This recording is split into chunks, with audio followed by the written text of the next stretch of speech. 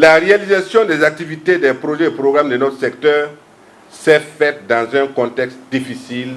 marqué par les crises sécuritaires, humanitaires, sanitaires et l'instabilité sociopolitique au niveau national et international, toutes choses ayant impacté considérablement leur performance. Le rapport de l'évaluation des performances des PPD, qui vous sera présenté tout à l'heure, est la synthèse des travaux des comités d'évaluation des 3 ministères, membres du secteur, avec l'accompagnement des structures techniques du ministère en charge des Finances, que je salue au passage. Pour le compte de l'évaluation de 2023, 18 projets et programmes du secteur de planification, éducation et formation, dont 12 pour le compte du MENA, 4 pour le MESRI et 2 pour le MSJE, ont été évalués et classés selon la performance, le degré de maturité et la catégorie pour les années 2021 et 2022.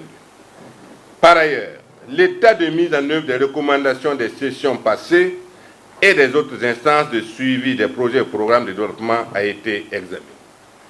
Ainsi, à l'issue de cet exercice, la performance globale des projets et programmes du secteur éducation et formation est de 39,51 sur 50, correspondant au 2e rang ou PPD orange.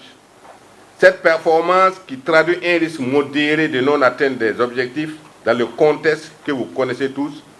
est à saluer à sa juste valeur,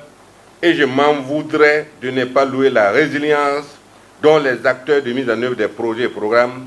ont fait preuve au cours de ces 2 années. En effet, leur sens d'anticipation, sinon d'adaptation, leur a permis d'enregistrer des acquis majeurs pour notre secteur, malgré les nombreuses difficultés qui ont jalonné la mise en œuvre des différentes activités.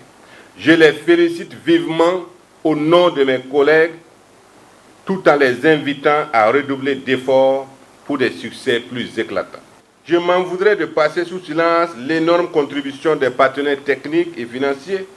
dans le financement et la mise en œuvre des projets et programmes de développement. Et à ce propos, je voudrais leur adresser ici, au nom du gouvernement du Burkina Faso, mes vifs remerciements pour leur appui constant au secteur de l'éducation et de la formation. Je suis convaincu qu'ensemble, nous irons plus loin sur le chemin de la promotion d'une éducation et d'une formation de qualité pour tous.